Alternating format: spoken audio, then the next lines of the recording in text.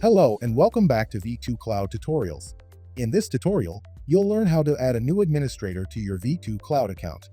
Administrators can access your dashboard based on the specific permissions you assign to them. Step 1.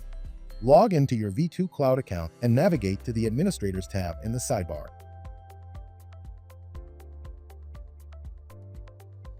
Step 2. Click Add New Admin. Step 3. Enter the email address of the person you want to add. Then, select the appropriate permissions you wish to grant and click Submit. Step 4. Go to the Computers tab and open the dashboard of your cloud computer. Step 5. In the Users tab, click the plus icon next to the existing administrator to verify the creation of the new admin. That is all for this tutorial. Thank you for watching, and see you in the next one.